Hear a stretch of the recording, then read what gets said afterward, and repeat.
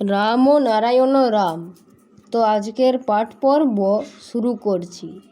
বিভূতি কি করে হয়, কোথা থেকে কেমন করে দেহ মনে শক্তির প্রকাশ হয়, সবই আশ্চর্য। সৃষ্টিটাই বিভূতি, যা কিছু ঘটছে এ জগতে সবটাই আশ্চর্য, সবটাই বিভূতি। আশ্চর্যের ভেতর দিয়েই সৃষ্টি চলছে, আশ্চর্যের ভেতরই থেকে যাচ্ছে। শাস্ত্রে অনেক বিভূতির কথাই লেখা আছে, সেগুলোই শুধু বিভূতি নয়, বিভূতি নিয়েই জীবন, জীবনটাই বিভূতি। তাই কারো জীবনে বিভূতি নেই বলা চলে না। জীবের জীবনকে বিভূতি বা বিভূতিময় জীবন বললেও আপত্তি নেই। বিভূতি কি করে হয়, কোথা থেকে কেমন করে দেহ মনে শক্তির প্রকাশ হয়, সবই আশ্চর্য। তবু এর চেয়ে আরও বেশি উঁচু দরের বিভূতির কথা অনেকেই বলে, কিন্তু সেটা যে যার যার জীবনের ভিতরেই আছে তা খেয়াল করে না। কায়া পরিবর্তন, সমাধিস্থ হয়ে যাওয়া, নির্বিকল্প সমাধি, দূরদর্শন, দূরদৃষ্টি, অনিমা, লঘিমা ইত্যাদি অনেক রকম বিভূতির কথাই আছে।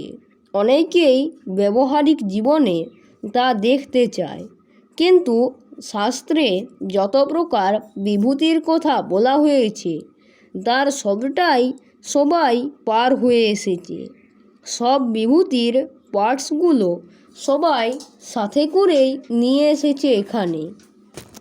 সব বিভূতি তাই সবার মজ্জায় মজ্জায় সহজাত হয়েই রয়েছে।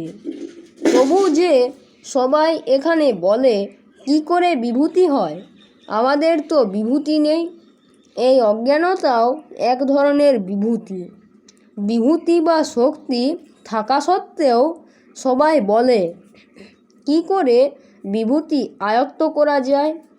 কেউ আবার বলছে বিভূতি তো সাধনার পথে অন্তরায়। এখানকার এসব কোনো কথাই যুক্তি বিচারে টিকছে না, হট্টগোলের কথার মতোই শোনায়। সব রকম বিভূতির স্তর অতিক্রম করে তাদের সত্তা নিয়েই যখন জীবের জন্ম, সেগুলো কি করে দূরে সরে যেতে পারে। দেহের ভিতরকার যন্ত্রগুলোর যেমন দেহের বাইরে আসা প্রকৃতি বিরুদ্ধ, ভেতরের বিভূতিও তেমনি ভেতরে থেকেই দেহের যন্ত্রের মতো কাজ করে যাচ্ছে। বাইরে প্রকাশ নেই বলেই বিভূতি যে নেই তা বলা চলে না। অনেক জিনিস চোখে দেখা যায়, আবার অনেক কিছু দেখা যায় না, অনুভব করা যায়, সেটাও দেখারই সামিল। আবার অনেক জিনিস অনুভবও করা যায় না, ভেতরের ভেতরেই থাকে সুপ্তাবস্থায়, সেটাও দেখারই সামিল। তাই এখানে যে বিভূতি দিয়ে মহানের মহত্ব বিচার করা হয়, তাতে সবারই জন্মগত অধিকার। শাশ্বত এই বিভূতি সহজভাবে সহজ পথেই প্রকাশ হয়ে আসছে। দেহটাই তো বিভূতি দিয়ে গড়া, সব সময় যে বিভূতিতেই বিরাজ করছে, তার আবার নতুন করে বিভূতি কী হবে। অতি সূক্ষ্ম অবস্থা থেকেই এসেছে দেহ, সূক্ষ্ম সূক্ষ্ম বস্তু দিয়েই গড়া এই দেহ। তাই যার যার দেহযন্ত্র দিয়ে সব কিছুই করা সম্ভব। আকাশে যেখানে যা কিছু আছে সব কিছুর সাথে যোগাযোগ রাখা, সর্বত্র যাতায়াত করা, বিভিন্ন গ্রহের সাথে বার্তা বিনিময়, যে কোনো মুহূর্তে যে কোনো রূপ ধরে যে কোনো স্থানে যাওয়া, সব কিছুই মন ও দেহের পক্ষে সম্ভব। তবু যে সবাই বলে অসম্ভব, তার কারণ অসম্ভব বা আশ্চর্য বস্তু দিয়েই দেহটি গড়া। ভেতরের কথাটি তাই ঠিকই বেরিয়ে আসছে। দেহের পক্ষে সম্ভব বলেই সব রকম বিভূতি সবার আয়ত্তে আছে বলেই আশ্চর্য, অদ্ভুত, অসম্ভব ইত্যাদি কথাগুলো আপনি বের হয়। সম্ভব না হলে বের হতো না। সীমানাবিহীন থেকে যাদের সৃষ্টি তাদের ভেতর থেকে অসম্ভব হবে না ইত্যাদি কথা বের হওয়াই তো স্বাভাবিক। এক দেহ হতে যে এত সব ভাবনা, হতাশা, নিরাশা ইত্যাদি বেরিয়ে আসছে, এটাও তো একটা বিরাট বিভূতি। রোগ, শোক, ব্যথা, বেদনা, হতাশা, নিরাশা সব কিছুর মাঝেই প্রকাশ পাচ্ছে একটা অভাব। মহাকাশের মহাশূন্য থেকেই এসেছে এই দেহ, সেখানে হয়ে গেছে এই কথাটা আসতেই পারে না, হচ্ছে না, অসম্ভব, নাগাল পাই না, মন বসে না, কোনো দর্শন বা অনুভূতি হলো না ইত্যাদি কথাই তো সেখানে স্বাভাবিক। যে আকাশের বর্ণনা করা চলে না, সেই আকাশের সত্তাই তো প্রকাশ পাবে প্রতি জীবের চালচলন, কথাবার্তা, ভাবনা চিন্তার ভেতর দিয়ে। তাই তো এখানে কোনটার সাথে কোন মিলতি খুঁজে পাওয়া যায় না। তবে এটা ঠিকই বোঝা যাচ্ছে যে সবাই গোড়ার মুখে শেষ, কোথায় বোঝা না গেলেও সব কিছুর ভেতর দিয়ে এটা বুঝিয়ে দিচ্ছে।